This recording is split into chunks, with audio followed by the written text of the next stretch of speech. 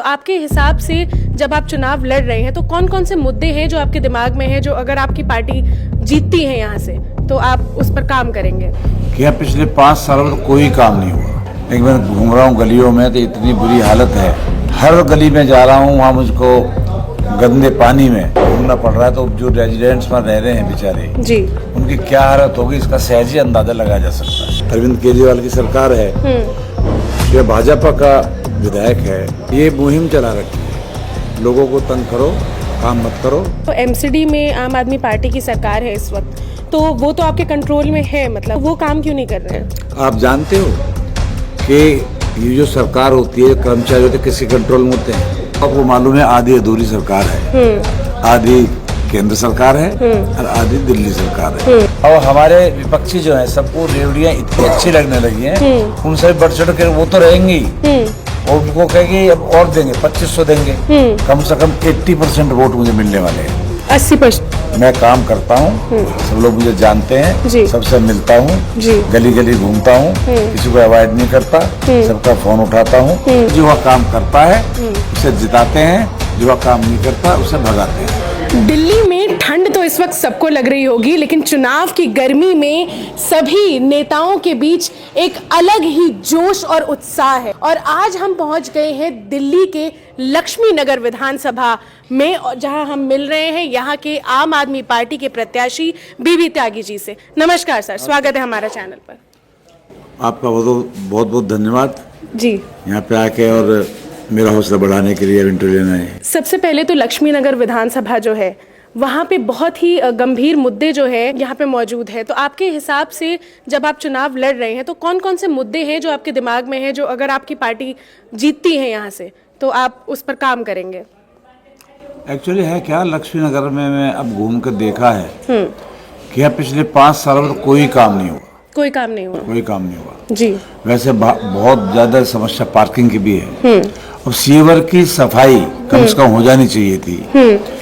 जो जनप्रतिनिधि होते हैं उनका ये फर्ज भी बनता है। लेकिन मैं घूम रहा हूँ गलियों में तो इतनी बुरी हालत है जी, तो मैं तो खुद ही सोचता हूँ कि इसमें कितना टाइम लगेगा करने में जी। हर गली में जा रहा हूँ वहाँ मुझको गंदे पानी में घूमना पड़ रहा है। तो जो रेजिडेंट्स में रह रहे हैं बेचारे जी, उनकी क्या हालत होगी इसका सहज ही अंदाजा लगाया जा सकता है जी। तो मैं सबसे पहले आकर तो सीवर पानी की जो समस्या है उसका समाधान करूंगा। जो वहाँ के रेजिडेंट्स ने उनसे पूछा कि आपने विधायक को क्यों नहीं कहा कि ये कराइए, मुझे वो कह देते कि हमारे तो सरकार नहीं है, अरविंद केजरीवाल की सरकार है, जो भाजपा का विधायक है। तो उन्होंने कि बदनाम करने के लिए केजरीवाल जी की सरकार को ये मुहिम चला रखी है, लोगों को तंग करो, काम मत करो। इसलिए 5 साल तक वो यहाँ आए नहीं, सबसे पहले आते ही मैं उस समस्या का समाधान करूंगा। पर अगर देखा जाए सर तो एमसीडी में आम आदमी पार्टी की सरकार है इस वक्त, तो वो तो आपके कंट्रोल में है, मतलब इस वक्त पर भी, तो वो काम क्यों नहीं कर रहे हैं?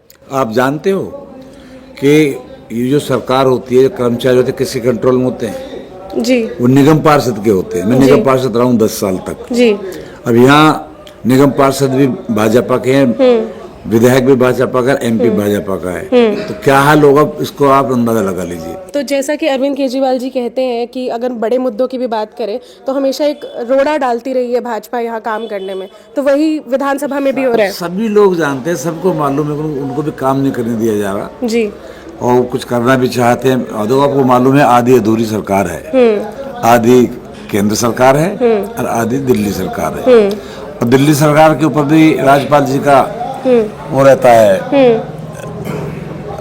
शिकंजा, कुछ भी करेंगे तो उनकी ताकत है, पावर है, रोक सकते हैं जी। तो इसलिए सब काम उनके रोका जाता है।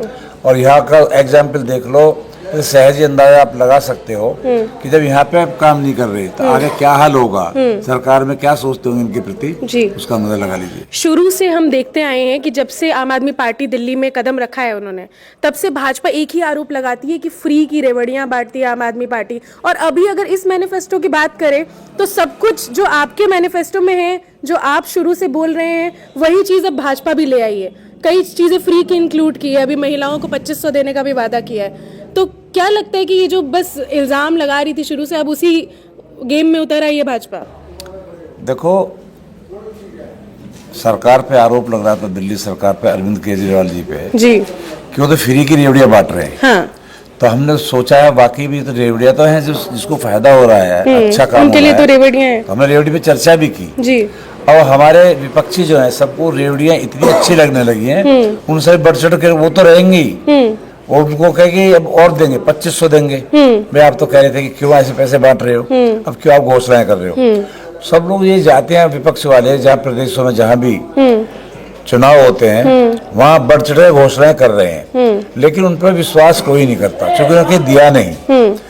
यहाँ पे केजरीवाल जी दे रहे हैं, उन पर सब विश्वास करते हैं कि जो कहते हैं सो करेंगे, इसलिए उन पर भरोसा रहता है, उनको इसलिए लोग फॉलो करते हैं, वोट देते हैं, उनको जिताते हैं और उनकी सरकार बनवाते हैं। सर, अगर इस विधानसभा की बात करें तो अगर वोटिंग परसेंटेज की मैं बात करूं तो 2015 में जब वोट डले थे तो यहाँ 70% के करीब वोट डाले गए थे, और अगर हम 2020 की बात करें तो वही 58% पे आ गया।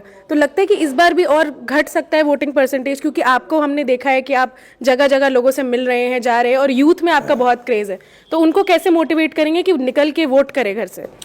देखो, ऐसा है, सबसे पहली बात है बहुत सारी वोट कटवा रखी है, लगभग 20,000 वोट कटवा रखी होंगी जी। ये गलत बात है। कम से कम एक नागरिक को अपनी वोट डालने का अधिकार तो होनी चाहिए। जी। और जहाँ तक परसेंटेज की बात है, सबको उत्साह में भरे हुए हैं सब लोग, कब आएगी 5 फरवरी जी। और हम जो है जाके अपनी वोट डालें। मुझे पूरी आशा, सारा युवा, सब महिलाएं, सब मेरे पुरुष भाई उतावले हैं झाड़ू का बटन दबाने के लिए, बीबी त्यागी को बनाने के लिए। जी। ये वक्त बताएगा, आप देखना, फिर आप आना उसके बाद। जी। कम से कम 80% वोट मुझे मिलने वाले हैं। 80%? जो टोटल पोलिंग होगा उसमें से आप लगा लें 80% वोट मुझे मिलेंगे। जी। मैं काम करता हूँ, सब लोग मुझे जानते हैं, जी। सबसे मिलता हूँ, जी। गली गली घूमता हूँ, किसी को अवॉइड नहीं करता, सबका फोन उठाता हूँ। मेरा घर, मेरे ऑफिस के दरवाजे हमेशा सबके खुले रहते हैं, इसलिए मुझे सब लोग पसंद करते हैं। मेरा परिवार है, बीचों बीच रहता हूँ, बिल्कुल सबसे मिलता रहता हूँ, घर है ये तो। मैंने युवाओं की आपसे बात की, मैंने कहा कि युवाओं का बहुत क्रेज है इस बार आपके लिए, तो उनके लिए अगर आप आते हैं सत्ता में तो क्या होगी, मतलब कुछ सोचा है कि युवाओं के लिए करना है?